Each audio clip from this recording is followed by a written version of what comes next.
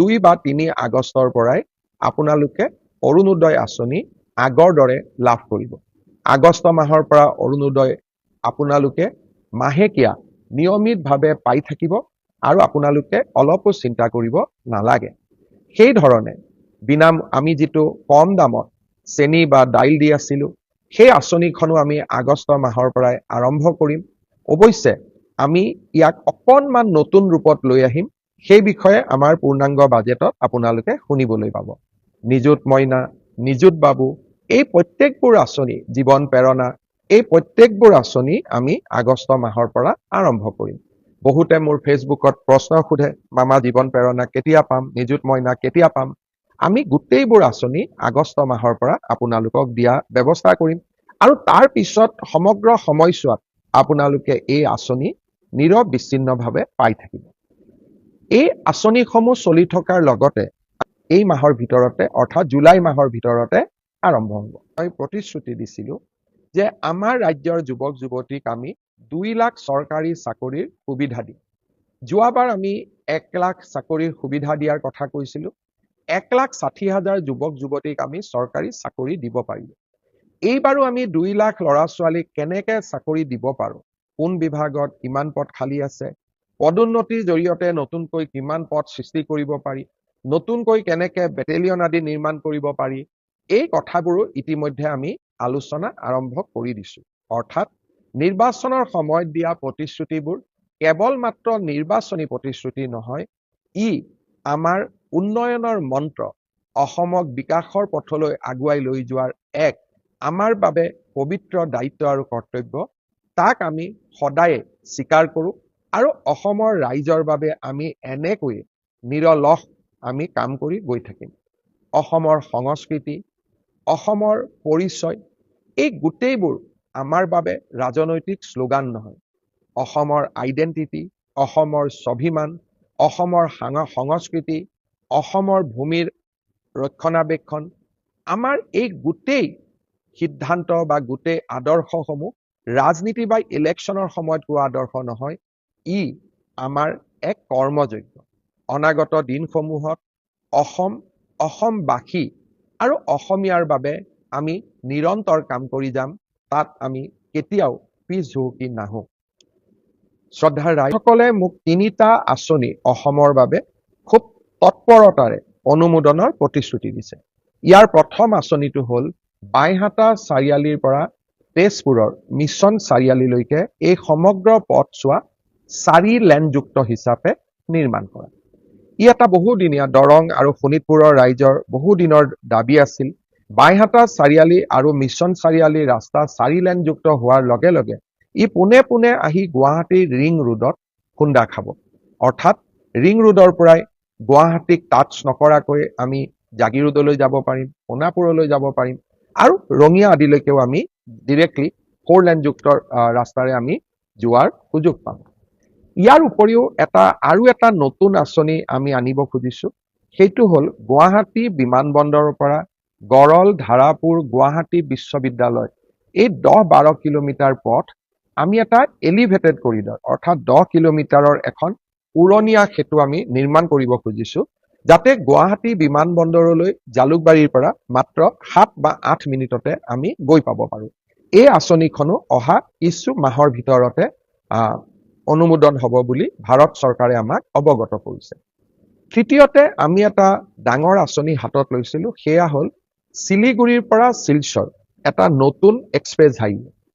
ইয়াৰে প্ৰথম পৰ্যায় শিলচৰৰ পৰা বৰাপানীলৈ প্ৰায় 25,000 কোটি টকাৰ এখন বিশাল আঁচনি। ই ইতিমধ্যে প্ৰধানমন্ত্ৰী নৰেন্দ্ৰ মোদী ডাঙৰীয়াই শিলচৰত আধাৰশিলা কৰিছিল। এতিয়া ছেকেণ্ড ফেজত এই আঁচনিখন বৰাপানীৰ পৰা গুৱাহাটীলৈ অনুমোদন হ'ব। তৃতীয় পৰ্যায়ত গুৱাহাটীৰ পৰা শ্ৰীৰামপুৰলৈ আৰু চতুৰ্থ পৰ্যায়ত শ্ৰীৰামপুৰৰ পৰা শিলিগুৰিলৈ ইয়াক কানেক্ট কৰা হ'ব। এই আঁচনিখনো আমাৰ 5 বছৰীয়া কাৰ্যকালৰ ভিতৰতে আমি শেষ কৰিম। এনেধৰণে ভগৱানে কৰিলে গুৱাহাটীৰ পৰা তিনচুকীয়ালৈ এটা এক্সপ্ৰেছ হাইৱে নিৰ্মাণৰ মোৰ মনত ইচ্ছা আছে। তাৰ বিষয়েও আমি নিশ্চিতভাৱে আমাৰ প্ৰচেষ্টা চলাই যাম। ডিব্ৰুগড়ক ৰাজ্যৰ দ্বিতীয়খন ৰাজধানী ঘোষণা কৰা হৈছিল। ডিব্ৰুগড়ৰ উন্নয়নৰ বাবে আমাৰ কেবিনেটে 500 কোটি টকা ব্যয় কৰাৰ বাবে সিদ্ধান্ত গ্ৰহণ কৰিছে। বিধায়ক প্ৰশান্ত ফুকনক এই আঁচনিখনৰ সিলেকশ্যন বা কি কাম কৰিব লাগিব তাৰ কাৰণে তেখেতৰ নেতৃত্বত আমি সেকেন্ড কেপিটেল ডেভেলপমেন্ট অথৰিটি এটা কৰিছো আৰু নিশ্চিতভাৱে অহা কিছুদিনত মই যেতিয়া ডিব্ৰুগড়লৈ যাম এই আঁচনি বা এই 500 কোটি টকাৰে আমি কি কাম কৰিম তাৰ বিষয়ে ডিব্ৰুগড়ৰ ৰাইজৰ লগত কথা পতাৰ মই নিশ্চিতভাৱে সুযোগ গ্ৰহণ কৰিম। ইয়াৰ উপৰিও আমি শিলচৰৰ এখন নতুন বিমানবন্দৰ নিৰ্মাণৰ যিটো প্ৰচেষ্টা তাৰ অনুমোদনৰ বাবে আমি কাম কৰি আছো। অহা কেইদিনমানৰ ভিতৰতে আমি তাৰো অনুমোদন পোৱাৰ আশা কৰিছো। ইয়াৰ পিছত এটা নতুন আঁচনি এবাৰ দিল্লীত যাওঁতে আমি আলোচনা কৰিছিলো যে ৰূপসী বিমানবন্দৰ ই এটা ষ্ট্ৰেটেজিক লোকেশ্যনত আছে। ৰূপসীৰ পৰা বাংলাদেশ ওচৰত, ৰূপসীৰ পৰা পশ্চিমবংগ ওচৰত, ৰূপসী আমাৰ BTADৰ কাষতে আৰু ৰূপসীলৈকে গুৱাহাটীৰ পৰাও যাব পাৰি। শিলচৰ শিলিগুৰি কৰিডৰ হৈ গলে ৰূপসীটো আমি 2 ঘণ্টাতে গৈ পাব পাৰোঁ। ৰূপসী বিমানবন্দৰক আমি এটা ডাঙৰ লজিষ্টিক হাব হিচাপে নিৰ্মাণ কৰিব পাৰো নেকি, বিমানবন্দৰটো ডাঙৰ কৰি নিৰ্মাণ কৰি তাৰো আমি নতুন চিন্তা চৰ্চা আৰম্ভ কৰিছো। ইয়াৰ উপৰিও নিৰ্বাচনৰ সময়ত আমি এটা প্ৰতিশ্ৰুতি দিছিলো যে ৰাজ্যৰ প্ৰতিখন জিলাতে এখন বিশ্ববিদ্যালয় হ'ব, প্ৰতিখন জিলাতে এখন মেডিকেল কলেজ হ'ব আৰু প্ৰতিখন জিলাতে এখন ইঞ্জিনিয়াৰিং কলেজ হ'ব। এই প্ৰচেষ্টাৰ অংশ হিচাপে হাইলাকান্দি, হোজাই, বজালি আৰু গোৱালপাৰা আগষ্ট মাহৰ প্ৰথম সপ্তাহৰ পৰাই মই চেষ্টা কৰিম 2 বা 3 আগষ্টৰ পৰাই আপোনালোকে অৰুণোদয় আঁচনি আগৰ দৰে লাভ কৰিব। আগষ্ট মাহৰ পৰা অৰুণোদয় আপোনালোকে মাহেকীয়া নিয়মিতভাৱে পাই থাকিব আৰু আপোনালোকে অলপো চিন্তা কৰিব নালাগে। সেই ধৰণে আমি যিটো কম দামত চেনি বা দাইল দি আছিলো সেই আঁচনিখনো আমি আগষ্ট মাহৰ পৰাই আৰম্ভ কৰিম। অৱশ্যে আমি ইয়াক অকণমান নতুন ৰূপত লৈ আহিম, সেই বিষয়ে আমাৰ পূৰ্ণাংগ বাজেটত আপোনালোকে শুনিবলৈ পাব। নিযুত মইনা, নিযুত বাবু এই প্ৰত্যেকবোৰ আঁচনি, জীৱন প্ৰেৰণা এই প্ৰত্যেকবোৰ আঁচনি আমি আগষ্ট মাহৰ পৰা আৰম্ভ কৰিম। বহুতে মোৰ ফেচবুকত প্ৰশ্ন সোধে, মামা জীৱন প্ৰেৰণা কেতিয়া পাম, নিযুত মইনা কেতিয়া পাম? আমি গোটেইবোৰ আঁচনি আগষ্ট মাহৰ পৰা আপোনালোকক দিয়া ব্যৱস্থা কৰিম আৰু তাৰ পিছত সমগ্ৰ সময়ছোৱাত আপোনালোকে এই আঁচনি নিৰবিচ্ছিন্নভাৱে পাই থাকিব।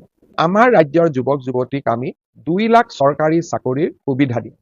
যোৱাবাৰ আমি 1 লাখ চাকৰিৰ সুবিধা দিয়াৰ কথা কৈছিলো। 1,60,000 যুৱক যুৱতীক আমি চৰকাৰী চাকৰি দিব পাৰিলো। এইবাৰো আমি 2 লাখ ল'ৰা ছোৱালীক কেনেকে চাকৰি দিব পাৰো, কোন বিভাগত কিমান পদ খালী আছে, পদোন্নতিৰ জৰিয়তে নতুনকৈ কিমান পদ সৃষ্টি কৰিব পাৰি, নতুনকৈ কেনেকে বেটেলিয়ন আদি নিৰ্মাণ কৰিব পাৰি, এই কথাবোৰো ইতিমধ্যে আমি আলোচনা আৰম্ভ কৰি দিছো।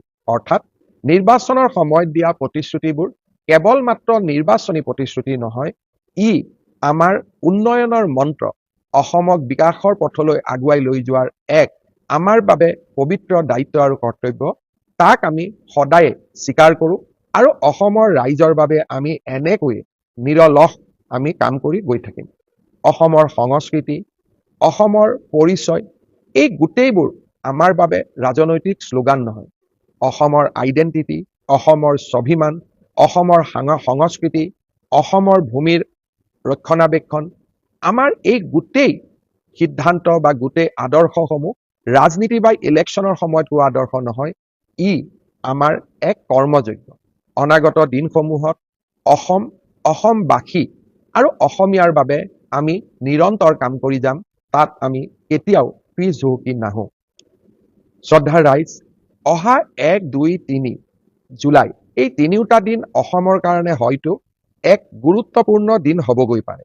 প্ৰধানমন্ত্ৰী নৰেন্দ্ৰ মোদী ডাঙৰীয়াৰ প্ৰচেষ্টাত এই 3টা দিনত হয়তো আমি এগৰাকী অতিকে শক্তিশালী গুৰুত্বপূৰ্ণ বিদেশী আলহীক আদৰিবৰ বাবে সুযোগ পাম।